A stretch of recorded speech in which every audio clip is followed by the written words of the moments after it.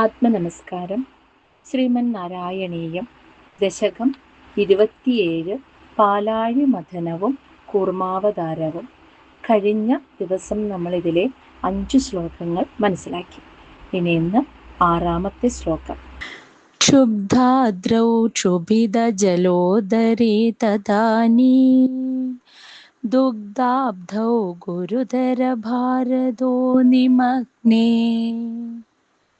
ദേവേഷു വ്യതിതതമേഷു തത്പ്രിയൈഷീ പ്രാണൈഷീ കമഠതനം കഠോരപൃഷ്ടാ. ക്ഷുബ്ധാദ്രൗ ക്ഷുഭിത ജലോദരേ തദാനീം ദുഗ്ധാബ്ധൗ ഗുരുതര ഭാരതഃ നിമഗ്നേ ദേവേഷു വ്യതിതതമേഷു തത്പ്രിയാ ഏഷി പ്രാണൈഷീഃ കമഠതനും കഠോരപൃഷ്ടാം. അപ്പൊ കഴിഞ്ഞ ഭാഗത്തിൽ നമ്മൾ കണ്ടു, ദേവന്മാരും അസുരന്മാരും ചേർന്ന് പാലാഴി മഥനം തുടങ്ങി. പാലാഴി മഥനം അങ്ങ് ശക്തി പ്രാപിച്ചു വന്നപ്പോൾ ഈ മന്ദര പർവ്വതം പതുക്കെ പതുക്കെ താഴേക്ക് താഴാൻ തുടങ്ങിയപ്പോൾ ഭഗവാൻ കൂർമ്മമായി അവതരിച്ചു. അതാണ് ഈ ശ്ലോകത്തിൽ പറയുന്നത്. ക്ഷുഭിത ജലോദരേ, അതായത് വെള്ളത്തിന്റെ ആ സമുദ്രത്തിന്റെ ഉൾഭാഗം ആകെ കലങ്ങിമറിയുന്ന ദുഗ്ധാബ്ദൗ, ആ പാലാഴിയിൽ, അപ്പൊ വെള്ളത്തിന്റെ ഉൾഭാഗം ആകെ ഇങ്ങനെ കലങ്ങിമറിയാൻ തുടങ്ങിയെന്ന് ഈ മഥനം അങ്ങ് ശക്തി പ്രാപിച്ചപ്പോൾ. അങ്ങനെ മറിയുന്ന പാലാഴിയിൽ തദാനീം, അപ്പോൾ ക്ഷുബ്ധാദ്രൗ, കടക്കോലായ മന്ദരപർവ്വതം, ഗുരുതര ഭാരതഃ, അതിമഹത്തായ ഭാരത്താൽ നിമഗ്നേ, താണുപോവുകയും ചെയ്തു. ഈ സമയം ദേവേഷു, ദേവന്മാർ, വ്യതിതതമേഷു, വളരെയേറെ ദുഃഖിക്കുകയും ചെയ്തു. ഇത് കണ്ടപ്പോൾ തത്പ്രിയൈഷീ ത്വം, ആ ദേവന്മാരുടെ സന്തോഷത്തിന് വേണ്ടി ത്വം, ഭഗവാനെ, അങ്ങ് കഠോരപൃഷ്ടാം, കടുപ്പമുള്ള പൃഷ്ഠഭാഗത്തോടു കൂടിയ കമഠതനും, കൂർമ്മത്തിന്റെ ശരീരം പ്രാണൈഷി സ്വീകരിച്ചു എന്ന്. അപ്പോ പാലാഴി മഥനം അങ്ങ് ശക്തി പ്രാപിച്ചു വന്നപ്പോൾ വെള്ളത്തിന്റെ അടിഭാഗം ആകെ കലങ്ങി മറിയാൻ തുടങ്ങി. അപ്പോൾ ആ കടക്കോലായ മന്ദരപർവ്വതം താഴേക്ക് താണുപോവാനും തുടങ്ങി. ഇത് കണ്ടപ്പോൾ ദേവന്മാർ വളരെയധികം ദുഃഖിച്ചു. അപ്പൊ ദേവന്മാരെ സന്തോഷിപ്പിക്കുന്നതിന് വേണ്ടി ഭഗവാൻ എന്ത് ചെയ്തു? കടുപ്പമുള്ള പൃഷ്ഠഭാഗത്തോടു കൂടിയ ഒരു കൂർമ്മത്തിന്റെ ശരീരത്തെ സ്വീകരിച്ചുകൊണ്ട് മന്ദരപർവ്വത്തെ ഉയർത്തിക്കൊണ്ടുവന്നു. ശ്ലോകം 7. വജ്രാതി സ്ഥിരതര കർപ്പരേണ വിഷ്ണു വിസ്താരാത് പരികതലക്ഷയോജനേന അംഭോദേ കുഹരഗദേന വർഷ്മണാത്തും നിർമഗ്നം ക്ഷിതിധരനാഥമുന്നിനേധ. വജ്രാതി സ്ഥിരതര കർപ്പരേണ വിഷ്ണോഃ വിസ്താരാത് പരിഗത ലക്ഷയോജനേന അംഭോധേഃ കുഹരഗദേന വർഷ്മണാ ത്വം നിർമഗ്നം ക്ഷിതിധരനാഥം ഉന്നിനേധ. അതായത് ഇവിടെ കൂർമ്മരൂപിയായ ഭഗവാൻ സമുദ്രത്തിന്റെ അടിയിൽ ചെന്ന് മന്ദരപർവ്വതത്തെ പൊക്കിക്കൊണ്ടുവരുന്നു. അതാണ് ഈ ശ്ലോകത്തിൽ പറയുന്നത്. വിഷ്ണോഹോ ത്വം, അല്ലയോ സർവവ്യാപിയായ ഭഗവാനെ, അങ്ങ് വജ്രാതി സ്ഥിരതര കർപ്പരേണ, വജ്രത്തേക്കാൾ കടുപ്പം കൂടിയ പുറംചട്ടയുള്ളതും, വിസ്താരാത്, അതായത് അതിന്റെ വിസ്താരം, പരിഗത ലക്ഷയോജനേന, 1,00,000 യോജന വിസ്താരമുള്ളതും, അതോടൊപ്പം അംഭോദേ, ആ സമുദ്രത്തിന്റെ കുഹരഗതേന, അടിയിലെത്തിയതുമായ വർഷ്മണ, ശരീരം കൊണ്ട്, നിർമഗ്നം, താണുപോയ, ക്ഷിതിധരനാദം, മന്ദരപർവ്വതത്തെ ഉന്നിനേധ, മേൽപോട്ട് പൊക്കി എന്നാണ് പറയുന്നത്. അപ്പോൾ ഇവിടെ സർവവ്യാപിയായ ഭഗവാനെ, വിഷ്ണു എന്നാൽ സർവവ്യാപിയായി വിശ്വം മുഴുവനും നിരവധി പരമാണുക്കളായി വ്യാപിച്ചു നിൽക്കുന്ന ഭഗവാനെ അവിടത്തേക്ക് ഏത് രൂപവും എപ്പോ വേണമെങ്കിലും സ്വീകരിക്കാൻ സാധിക്കും. അതിനൊരു പ്രയാസവുമില്ല. അങ്ങനെയുള്ള അങ്ങ് ദേവന്മാരുടെ ദുഃഖം കണ്ടപ്പോൾ വജ്രത്തേക്കാൾ കടുപ്പം കൂടിയ പുറംചട്ടയുള്ളതും 1,00,000 യോജന വിസ്താരമുള്ളതും ഉള്ളതുമായ ഒരു കൂർമ്മത്തിന്റെ ശരീരത്തെ സ്വീകരിച്ച് സമുദ്രത്തിന്റെ അടിയിലേക്ക് ചെന്ന് ആ ശരീരം കൊണ്ട് താണുപോയ മന്ദരപർവ്വതത്തെ മേൽപോട്ടുയർത്തി. ശ്ലോകം 8. ഉന്മഗ്നേ ജഡിതി തഥാ ധരാധരേന്ദ്രേ നിർമേധൂർദൃഢമിഹ സമ്മദേന സർവേ ആവിശ്യ ദ്വിതീയഗണേഭി സർപ്പരാജേ വൈവശ്യം പരിശമയന്ന വിവൃതസ്ഥാൻ. അങ്ങനെ മന്ദരപർവ്വതം പൊങ്ങി വന്നപ്പോൾ വീണ്ടും അവർ മഥനം തുടങ്ങുന്നു. അതാണ് ഈ ശ്ലോകത്തിൽ പറയുന്നത്. ഉന്മഗ്നേ ഝടിതി തഥാ ധരാധരേന്ദ്രേ നിർമേതുഹു ദൃഢം ഇഹ സമ്മതേന സർവേ ആവിശ്യ ദ്വിതീയഗണേ അഭി സർപ്പരാജേ വൈവശ്യം പരിശമയൻ അവീവൃതഃ താൻ.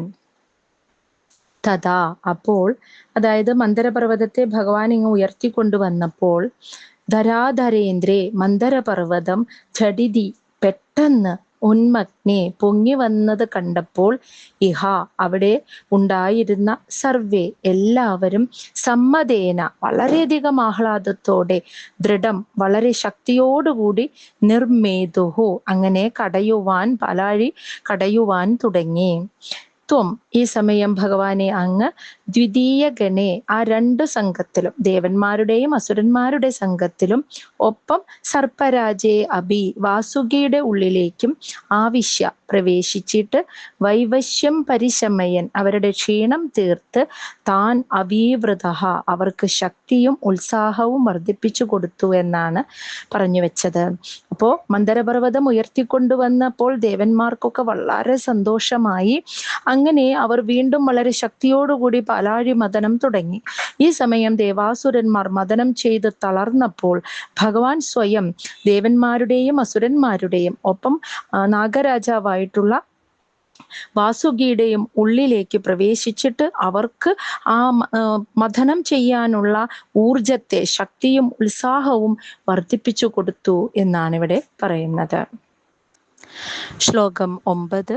ഉദ്ധാമ ഭ്രമണജവോന്നമദ്ഗിരീന്ദ്ര ന്യസ്തൈകസ്ഥിരതരഹസ്തപങ്കജം ത്വാം അഭ്രാന്തേ വിധിഗിരിശാദയ പ്രമോദാ ദുദ്ഭ്രാന്താനുനുവുരുപാത്ത പുഷ്പവർഷാ. മന്ദരപർവ്വതം അധികം പൊങ്ങി വന്നപ്പോൾ, അതായത് അവർ ആ മഥനം ശക്തിയോടുകൂടി ചെയ്യാൻ തുടങ്ങിയപ്പോൾ മന്ദരപർവ്വതം മുകളിലേക്ക് അധികം പൊങ്ങി വന്നപ്പോൾ ഭഗവാൻ ഒരു കൈ അതിൻ്റെ മീതെ അമർത്തി വെച്ച് അതിനെ പാകത്തിൽ നിർത്തുന്നു. അതാണ് ഈ 9ാമത്തെ ശ്ലോകത്തിൽ പറയുന്നത്.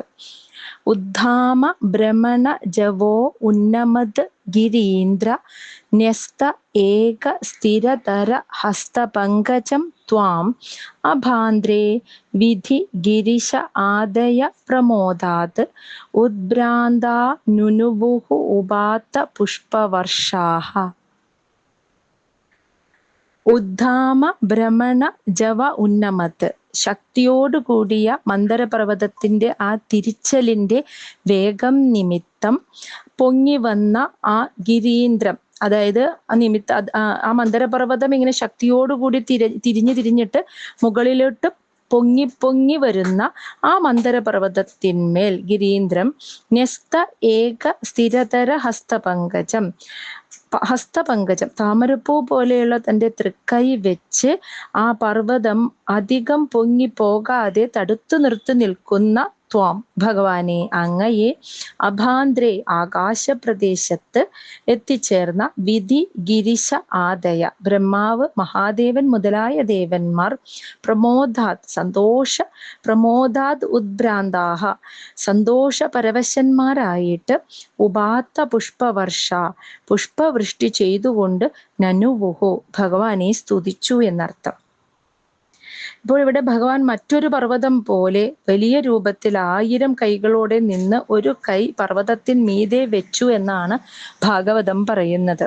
അപ്പോൾ ഈ മന്ദരപർവ്വതത്തിനെ ഉപയോഗിച്ച് ഇങ്ങനെ കടഞ്ഞുകൊണ്ടിരിക്കുമ്പോൾ ഈ ഒരു തിരിച്ചലിന്റെ ശക്തി കൂടിയപ്പോൾ പർവ്വതം മുകളിലോട്ട് കൂടുതൽ പൊന്തി വന്നു. അങ്ങനെ പൊങ്ങി വന്നപ്പോൾ ഭഗവാൻ തന്റെ താമരപ്പൂ പോലെയുള്ള തൃക്കൈകൾ കൊണ്ട് ആ പർവ്വതത്തിന്റെ മുകളിൽ വെച്ചപ്പോൾ പർവ്വതം അധികം പൊങ്ങി പോകാതെ പതുക്കെ താഴ്ന്ന് അതിന്റെ യഥാർത്ഥ സ്ഥാനത്ത് നിന്നു എന്നാണ് പറയുന്നത്. ഇത് കണ്ടപ്പോ ആകാശത്ത് പ്രത്യക്ഷരായ ബ്രഹ്മാവ്, മഹാദേവൻ മുതലായ എല്ലാ ദേവന്മാരും സന്തോഷത്തോടുകൂടി പുഷ്പവൃഷ്ടി ചെയ്തുകൊണ്ട് ഭഗവാനെ സ്തുതിച്ചു. ഓരോ സാഹചര്യത്തിനനുസരിച്ചും ആ ഒരു പലാഴി മദനത്തിലെ ദേവാസുരന്മാർ നടത്തുന്ന ആ കർമ്മത്തിന്റെ ഏറ്റക്കുറച്ചിലിനനുസരിച്ച് അതാത് സമയങ്ങളിൽ ഭഗവാൻ എടുക്കേണ്ടതായ രൂപത്തെ സ്വീകരിച്ചുകൊണ്ട് ആ കർമ്മത്തെ ഭംഗിയാക്കുന്നു. അതാണ് നമ്മളിവിടെ കാണുന്നത്. ശ്ലോകം 10. ദൈത്യൗഘേ ഭുജഗമുഖാനിലേന തപ്തേ തേനൈവ ത്രിദശകുലേഭി കിഞ്ചിദാർത്തേ കാരുണ്യാത്തവ കില ദേവവാരിവാഹ പ്രാവർഷന്നമരഗണാന്ന ദൈത്യസംഘാൻ. വാസുകിയുടെ മുഖങ്ങളിൽ നിന്ന് വരുന്ന വിഷക്കാറ്റേറ്റ് വിഷമിക്കുന്ന ദേവന്മാരുടെ നേരെ ഭഗവാൻ കരുണ കാണിക്കുന്നു. അതാണ് നമ്മൾ ഈ ശ്ലോകത്തിൽ കാണുന്നത്. ദൈത്യൗഘേ ഭുജഗമുഖ അനിലേന തപ്തേ തേന ഏവ ത്രിദശകുലേ അഭി കിഞ്ചിത് ആർത്തേ കാരുണ്യാത് തവ കില ദേവ വാരിവാഹാഹ പ്രാവർഷൻ അമരഗണാൻ ന ദൈത്യസംഘാൻ. ദൈത്യൗഘേ അസുരന്മാർ ഭുജഗമുഖ അനിലേന വാസുകിയുടെ മുഖങ്ങളിൽ നിന്നും പുറപ്പെടുന്ന ആ വിഷക്കാറ്റ് തട്ടിയിട്ട് തപ്തേ ചുട്ടുനീറി സങ്കടപ്പെടുമ്പോൾ തേന ഏവ ആ വിഷക്കാറ്റുകൊണ്ട് തന്നെ ത്രിദശകുലേ ദേവന്മാരും അഭി കിഞ്ചിത് ആർത്തെ അല്പമൊന്ന് വിഷമിച്ചു. ഹേ ദേവ, അല്ലയോ ഭഗവാനെ, തവ കാരുണ്യാത് കില അങ്ങയുടെ കാരുണ്യത്താൽ തന്നെ വാരിവാഹാഹ മേഘങ്ങൾ അമരഗണാൻ ദേവന്മാരിൽ പ്രാവർഷൻ നന്നായി മഴ പെയ്യിച്ചു. ദൈത്യസംഘാൻ ന അസുരന്മാരിൽ മഴ പെയ്തില്ല എന്നാണ് ഇവിടെ പറയുന്നത്. ഭഗവാൻ മുൻപറഞ്ഞ പ്രകാരം അടിയിൽ കൂർമ്മമായി മന്ദരപർവ്വതത്തെ താങ്ങിയും മുകളിൽ മന്ദരപർവ്വതത്തിന്റെ മുകളിൽ കൈവച്ചമർത്തിയും രണ്ടു ഭാഗത്തും ദേവന്മാരോടും അസുരന്മാരോടും ചേർന്നും വാസുകിയിൽ പ്രവേശിച്ചും വാസുകിയുടെയൊക്കെ ഉള്ളിൽ പ്രവേശിച്ച് ശക്തിയായി ഊർജം നൽകിക്കൊണ്ടും മദനം തുടങ്ങിയപ്പോൾ വാസുകിയുടെ മുഖങ്ങളിൽ നിന്നും വിഷക്കാറ്റ് വല്ലാതെ വീശാൻ തുടങ്ങി. വാസുകിയുടെ തലയ്ക്കലുള്ള അസുരന്മാർ ആ വിഷക്കാറ്റേറ്റ് വളരെയേറെ എരിപൊരി കൊണ്ടു. എന്നാൽ വാലിന്റെ ഭാഗത്തുള്ള ദേവന്മാർക്കും ആ വിഷക്കാറ്റ് കുറച്ച് വിഷമം ഉണ്ടാക്കാതിരുന്നില്ല.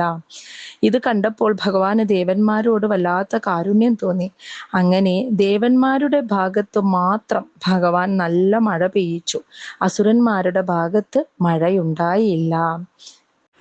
അങ്ങനെ ഒരു പക്ഷവാദം ഭഗവാൻ കാണിക്കാൻ തന്നെ കാരണം ഇവിടെ ന്യായം ദേവന്മാരുടെ ഭാഗത്താണ്.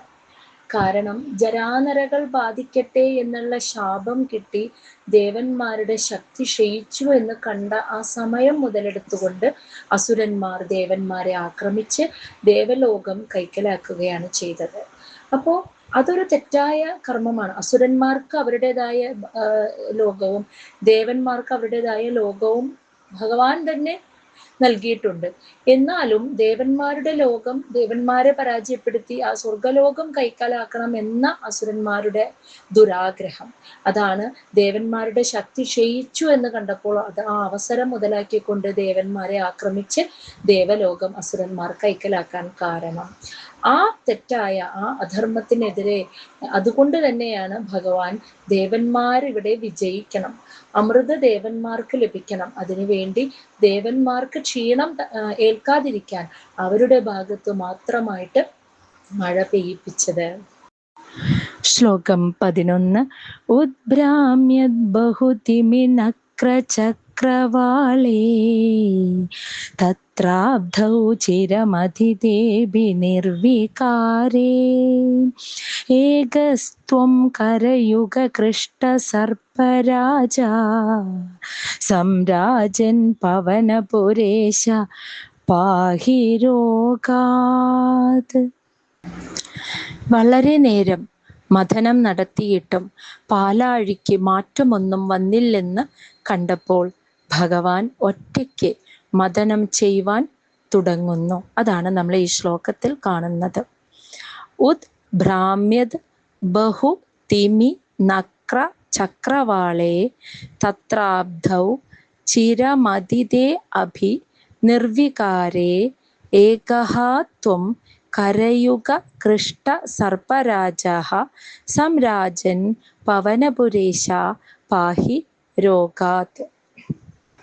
ഉദ്ഭ്രാമ്യത് ബഹു തിമി നക്ര ചക്രവാളെ, അതായത് ഉദ്ഭ്രാമ്യത് എന്ന് വെച്ചാൽ പരിഭ്രമിച്ച് പാഞ്ഞുകൊണ്ടിരിക്കുന്ന, ബഹു വളരെയധികം തിമീങ്കലങ്ങളും മുതലകളും, അതാണ് അർത്ഥം. അപ്പോൾ വളരെ തിമീങ്കലങ്ങളും മുതലകളും പരിഭ്രമിച്ചു പാഞ്ഞുകൊണ്ടിരിക്കുന്ന നക്രചക്രവാളെ തത്ര അബ്ധൗ, ആ സമുദ്രത്തിൽ ചിരമതിതെ വളരെ നേരം മതിച്ചിട്ടും അഭി എങ്കിൽ പോലും നിർവികാരെ യാതൊരുവിധ മാറ്റവും വരുന്നില്ല എന്ന് കണ്ടപ്പോൾ ഏകഹ, ആ ഭഗവാൻ ഒറ്റയ്ക്ക് കരയുഗ കൃഷ്ട സർപ്പരാജ, രണ്ട് കൈകൊണ്ടും വാസുകിയെ വലിച്ചു കടഞ്ഞുകൊണ്ട് സംരാജൻ ശോഭിക്കുന്ന ത്വം, ഭഗവാനെ അങ്ങ് പവനപുരേശ അല്ലയോ ഗുരുവായൂരപ്പ രോഗാത് പാഹി, എൻ്റെ രോഗത്തിൽ നിന്നും രക്ഷിക്കണമേ എന്ന്. അപ്പോൾ ദേവന്മാരും അസുരന്മാരും ചേർന്ന് വളരെ നേരം അതിശക്തമായിട്ട് അവിടെ മഥനം ചെയ്തു. പക്ഷെ എന്നിട്ടും യാതൊരുവിധ മാറ്റവും ഉണ്ടായില്ല. വാസുകിയുടെ വായിൽ നിന്നും വിഷക്കാറ്റ് വീശി എന്നുള്ളത് മാത്രമാണ് അവിടെ സംഭവിച്ചത്. അതാണ് അവിടെ പറയുന്നത്, വളരെ പരിഭ്രമിച്ച്, വളരെയധികം തിമീങ്കലങ്ങളും മുതലകളും പരിഭ്രമിച്ചു പാഞ്ഞുകൊണ്ടിരിക്കുന്ന ആ സമുദ്രത്തിനെ ഇത്രയധികം നേരം മതിച്ചിട്ടും യാതൊരുവിധ മാറ്റവും വരുന്നില്ല എന്ന് കണ്ടപ്പോൾ ഭഗവാൻ ഒറ്റയ്ക്ക് രണ്ട് കൈകൊണ്ടും വാസുകിയെ വലിച്ചു കടഞ്ഞുകൊണ്ട് ശോഭിക്കുന്ന അല്ലയോ ഗുരുവായൂരപ്പ, എല്ലാ രോഗങ്ങളിൽ നിന്നും എന്നെയും സംരക്ഷിക്കണമേ എന്ന മേൽപ്പത്തൂരിൻ്റെ ഒരു പ്രാർത്ഥനയും കൂടി ഇവിടെയുണ്ട്. ഇതോടെ ഈ ഒരു ദശകം 27ാമത്തെ ഈ ഒരു ദശകം ഇവിടെ അവസാനിക്കുകയാണ്.